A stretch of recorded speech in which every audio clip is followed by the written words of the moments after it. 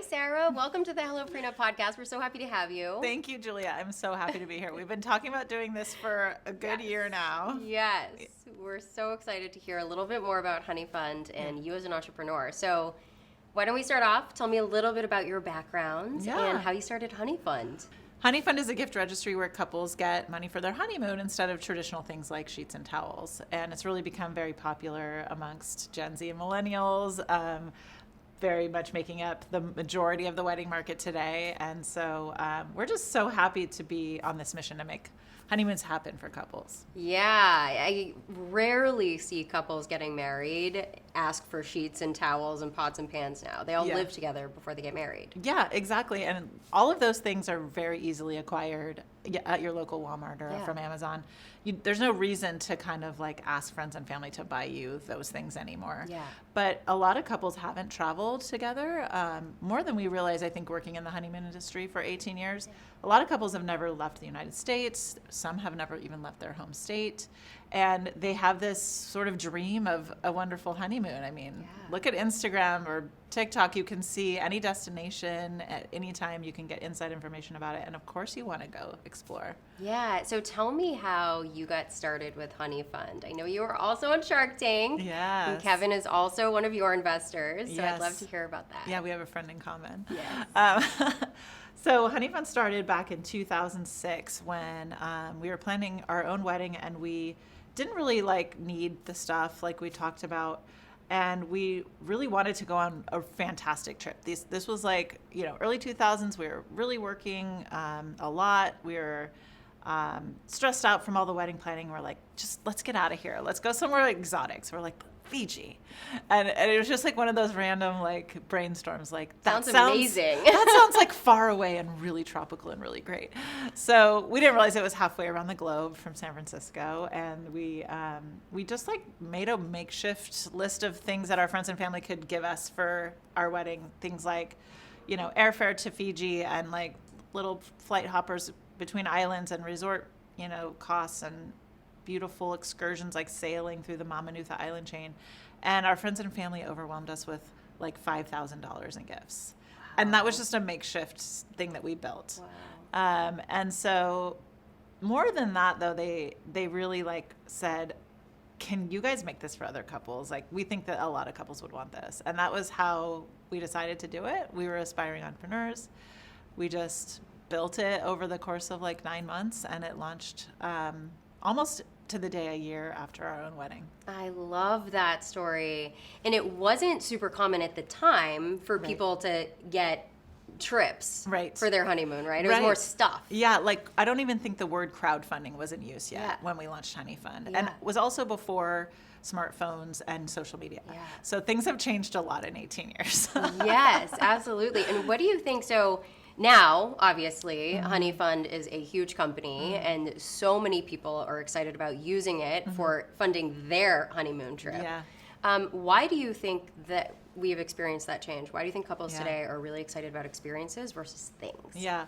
Well, I think one part is what we talked about, just the trends in sort of consumerism. Yeah. Things are just cheaper and easier to come by now. You don't have to go to a department store to buy a blender. You can buy that on Amazon or go down to Bed Bath & Beyond or, Target or whatever. Also, couples are living together before they get married. They already have the furnishings they need for their home. The pandemic marked a really huge shift for couples when it comes to wedding planning and honeymoons.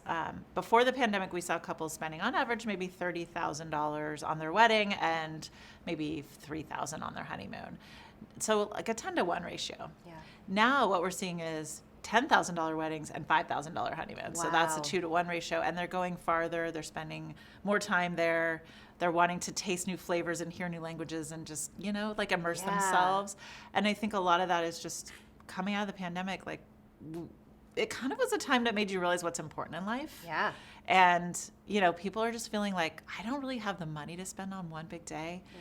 I would rather spend that on a lifetime of memories. Experiences. Yeah. Love that. Yeah. And where are people going? Do you have an idea? When people sign up for Honeyfund, do they have to choose their destination? Can it be anywhere? Yeah. How does that work? So Honeyfund is totally easy to use regardless of where you're going. We don't really get involved in the travel planning just yet, but we'll talk about that in a minute. So the couples can just receive the funds and spend them on any trip they want. We have tons of inspiration, of course, on our site, lots of, top trending destinations of couples over all of our 18 years, but they can really make it what they want and bring their experience to life for their friends and family to contribute to.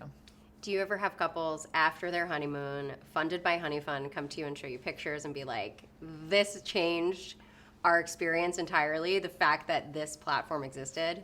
Absolutely. We get, first of all, we get wedding invitations a lot where How couples will fun. just Do you say, go? no, we haven't gone yet to the weddings, but we send them like a little swag pack That's and like awesome. a handwritten note, like wishing them well. And a lot of times their notes will say like, we're so happy we found Honeyfund. This made such a huge difference for us.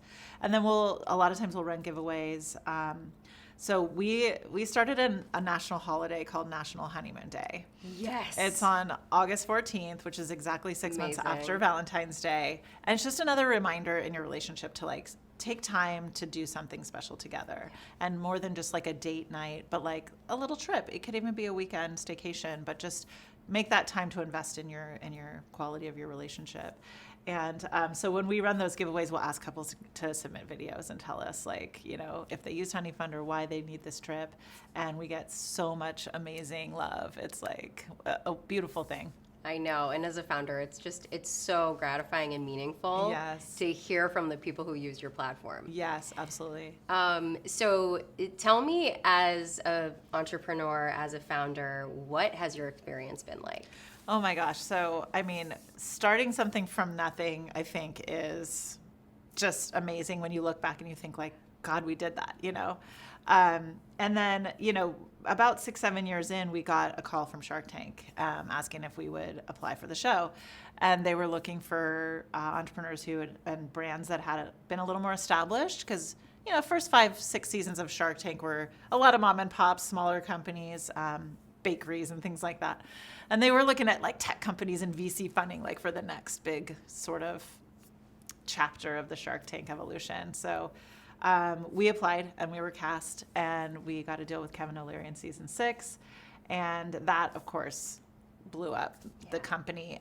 Unfortunately, we were really understaffed when that happened. And, site crashing, check.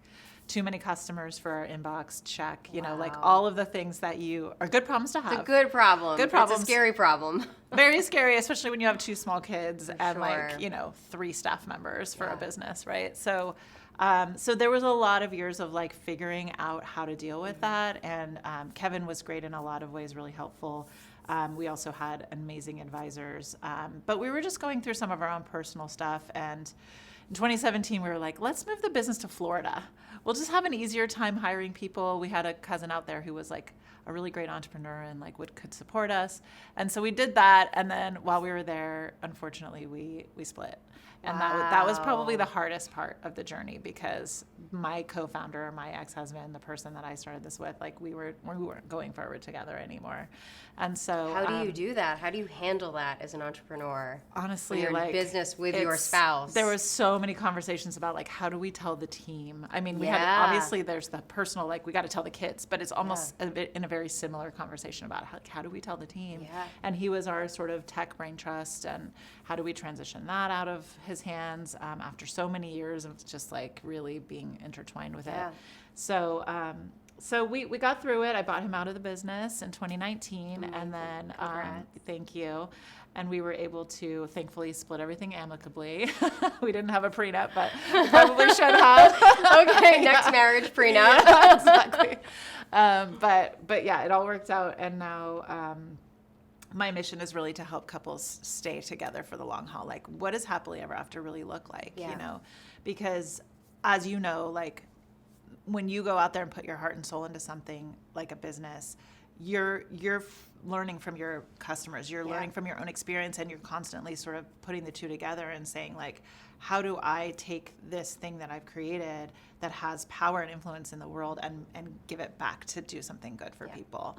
And so that's what we're up to now is all about the happily ever after. I love that. Tell me a little bit more about that and how you would recommend couples communicate if it's either about their honeymoon, Yes. something fun like that, or maybe the Yes. harder conversations that happen in marriage. Oh yeah, so I always talk about wedding planning and honeymoon planning as being sort of like a practice ground for marriage. For sure. Because it's like you're in love, congratulations, you're going to spend the rest of your lives together, and now here, go spend like $30,000 on the biggest project you've ever done. Yep. Right? It's like, what? Like, that's overwhelming, and it can really make or break a lot of couples. Yeah, especially if you're not event planners. And who is? I mean, come Right? on. It's like, I'm not, I'll tell you that much. So what I'd like to tell couples is, sit down and really like get on the same page about what you're doing with this wedding. What's your budget? How many people do you want there? Do you want to do it local, or do you want to be abroad, like destination wedding? Maybe you just want to go to the courthouse. Like, there are no wrong answers. Yeah. Just open, honest communication. Because a lot of times what happens is if you're really honest with each other about that, you come up with a solution that's better than either one of you could have ever imagined. But I feel like in a lot of ways, our society is conditioned to just like run with the big white wedding model and let the groom sort of just like to go to the back burner, or, I know there's partners who just, one has a really strong vision and the other one is like, I don't really care that much. I just want you to be happy. So that's just a missed opportunity for like really cool, like co-creation of something that would be uniquely yours. And so we just, we actually developed a 1-page wedding plan. It's just like a worksheet where you can like talk through all this stuff. Comes with more pages of instructions, but you can talk through everything and like come to that vision together. And then same when you're honeymoon planning. I mean, you're going to have a bucket list. They're going to have a bucket list. There may or may not be overlap. Is there somewhere new that you could imagine going together that's just for you too? So, I love communication in relationships. Absolutely. When should couples, or where should couples have this conversation? Is there a time and place you recommend? Well, I mean, when you're wedding planning, it's almost like a daily touch point, right? Or like a weekly sit down. And I think that's also a great habit to build into your marriage. Like, I just saw a post from Jay Shetty the other day. He's been getting really into relationships. And he's like, my next relationship, I will have a weekly sit down where we just check in. Like, how are you? How am I? What worked for you this week? What didn't? What are you needing from me? And being able to have those open and honest conversations without like all the defensiveness and guilt and shame of like maybe your past mistakes coming into it. It's a great thing to practice. So I say, whatever works for you once a week. And as you get closer to the wedding, more times, just sitting down and kind of working through everything and bringing your full self to it. You have to really take care of yourself to be able to bring your full self to communication like that. And I think that's probably one thing people don't realize that about marriage. And I can say that having been divorced, like, am I really bringing my full self to you as my partner? Or am I kind of leaving you last in line after the kids and the business and whatever else, right? For sure. On the topic of wedding planning and communication, how do we handle the in-laws? Oh, gosh. So, again, I think communication is key, but I think boundaries with your in-laws, another great time to practice that during your wedding planning. So things from, like, who they want to invite to the wedding that you maybe don't want there. What if they're paying for it? What if they're paying for it? How do you navigate? So those kinds of things are so hard for couples, and especially because you want to be on their good graces. You want to make a good impression. You want to set yourself up for the long-term relationship by being agreeable, right? And so just with anything else in your marriage, it's always going to be trade-offs. So, hey, friends and family, we're taking your asks for who you want on our guest list. We can't promise everybody's going to make the cut, but we're going to sit down and talk about it, and we'll give you 5 people who are your closest 5, right? Just giving like boundaries and ways that people can fit in and feel seen and heard, instead of like sort of a white space of like having to comply with everyone's wishes. That's where it gets really tough.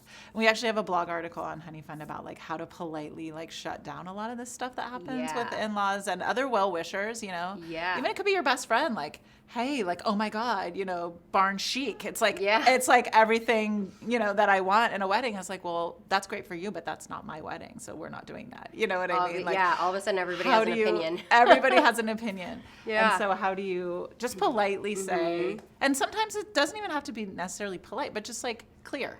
Clear communication is kind communication. So if we could go back in time and you could give yourself one piece of advice when starting a business, what would it be? Oh gosh, I've spent so much time thinking about this. And honestly, I think the most rewarding part of being a business owner is becoming a good leader. And it's such a hard road. Some people are natural at it. I have not been natural at it. And I've worked so hard for every little gain that I've made in this area. But if I could change one thing, or I could tell myself one thing, it would be like, really invest in learning how to identify good talent and then like nurture it and be a good manager and be a good leader, inspiring your team every day, giving them attainable goals that are, they can stretch, but they need to be able to feel like they're making progress toward them.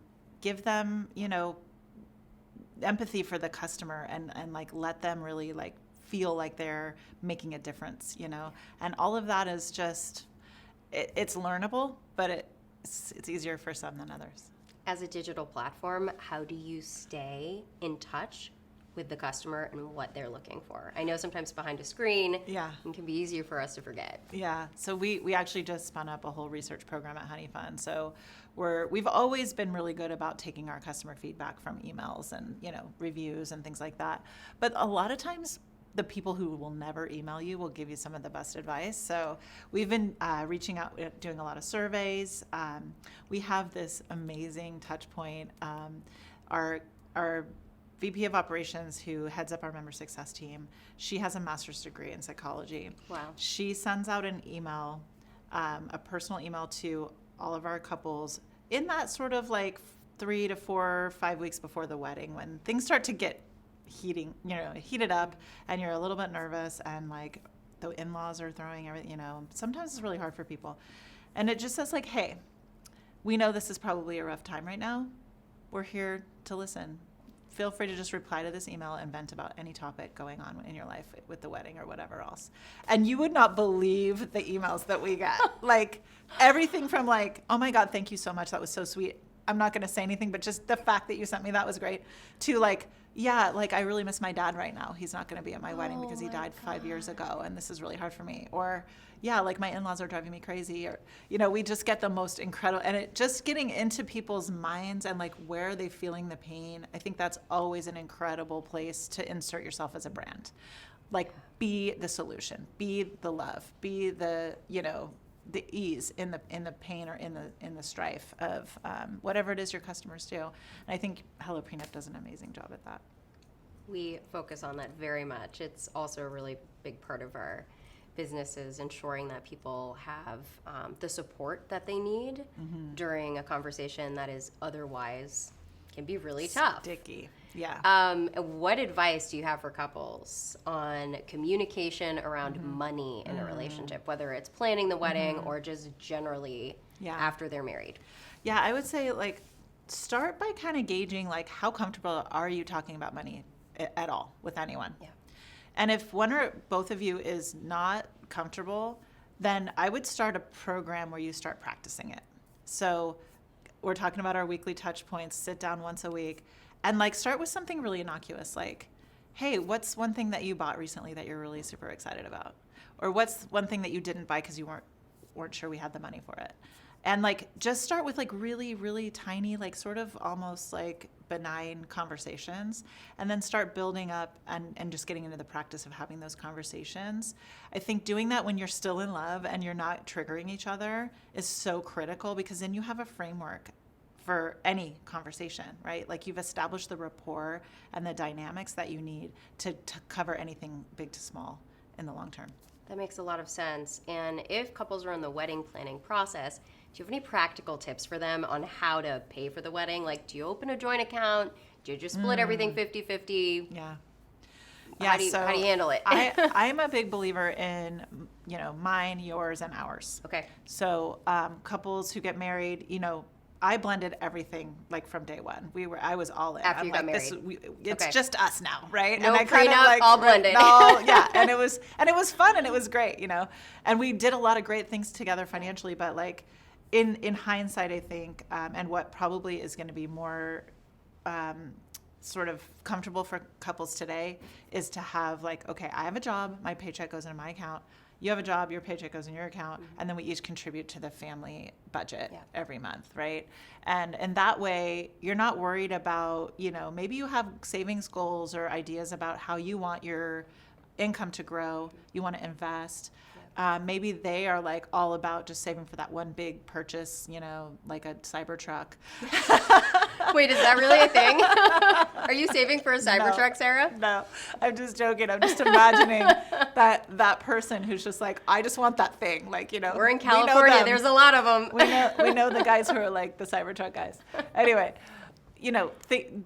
don't let your budget for your household is just for your household, and then your individual budgets, you can do whatever you want with, and then you don't get into fights about why did you spend that much money on this or that, because the hustle and bustle of day-to-day life makes it harder and harder to have to talk about every single expense. You can't be like, hey, making a case for like a new couch or whatever it is, Botox or whatever. Like, it just, you need to have your own discretionary budget, in my personal opinion. I agree with that. So I definitely think you do that. And then, sorry, there was like another part of the question in there. I was just laying a foundation. No, I think everything you're saying is perfect. So if couples are planning a wedding, like how do they go about paying for it? I know almost all of my friends, when we got married, they were doing kind of we opened this joint account. It's just for wedding expenses. Yes. But then I think it gets really muddy. Like, it's one thing if you have in-laws who write you a check and you put that money in your joint account, but then if that runs out or you don't have that and you're just contributing to that joint account, your wedding fund, how do you contribute to it? How do you handle a situation like that? Yeah, so I'll tell you what we did. So expensive too. Yeah, so we opened a joint account that was our wedding fund. We each seeded it with as much as we could from our own personal budgets, and then we contributed so much a month automatically out of our paychecks to that account. And it was a growing account, so it was like a Vanguard fund. And we had 18 months to plan. So you really invested it. We invested it, and okay. If you have more than, say, a year to plan, I would say absolutely, like, open a growing account, a CD or whatever you're comfortable with. Talk to your financial advisor, but make sure that money is growing and working for you, because it's just going to be sitting there for, however long. And then if you have friends and family that want to contribute, I would say much better to ask them to just write the check to you than to like put them in charge of a thing, because that's where you get into those family dynamics, and I want it this way and they want it that way. They want the rustic, you want the glam. Exactly. So like, hey, we love that you want to contribute to our wedding. We want you to know that like it means the world to us, and we're going to be making the decisions around it. If it comes with any strings that are really important to you, let's talk about them up front. Is Honeyfund just for honeymoons? Not anymore. So actually, when couples are getting married, they can use Honeyfund for almost anything that helps them set them up for financial success. So a lot of couples will fund their honeymoon, but we also have couples funding their wedding costs, which is another way to figure out the budget. We have couples who are paying off loans, who are saving up for a home, doing a DIY project, whatever it is. I've even seen couples register for fertility treatments. Wherever they are in their journey, you'll find. You can do that all on Honeyfund? You can do that all on Honeyfund, because essentially you just have a Honeyfund wallet with the cash in it, and you can spend it however you want.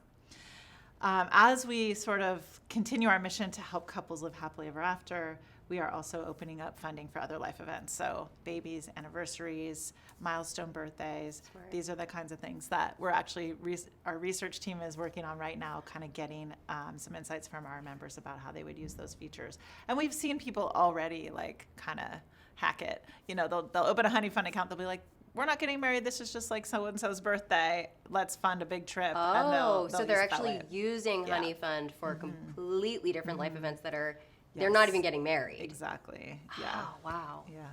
What about for prenups? Absolutely. Get your prenup Maybe? right on your Honeyfund. The in-laws will be paying for that. Sounds good. All right, we're into it.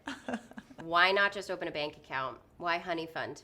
Yeah, so I mean, when it comes to wedding gifting, there still is a little bit of etiquette around it. And when we started Honeyfund, asking for cash was like, no way. Weird. Yeah, it was very taboo. Yeah. Now with like crowdfunding sites becoming more popular and Venmo and all those things, people are more used to just giving each other money. But what's nice about Honeyfund is you can really bring your trip to life, and your friends and family get so excited about it. And it's totally free. In the end, you're just going to transfer the money to your PayPal or Venmo. So there's no like reason not to. But there's so many reasons to, which is like, show your friends and family where you're going, share all the fun stuff you're going to do there. The number one thing I've heard about Honeyfund over 18 years is, wow, that's such a cool idea. I wish I had that when I got married. And that almost always comes from gift givers. And then on top of that, like, you can have a wedding website. You can do your planning with the Knot or Zola, but like a Honeyfund is just like a special place for your honeymoon where your friends and family are going to be so excited to help you out, and you get to send them back the photos of those experiences and say, look what you did for us, and keep them connected to you in your Honeyfund for your next life event. Awesome. Thank you so much for being here, Sara. This was so much fun. So fun. Thank you. And we really appreciate you taking the time. Yep. Thank you.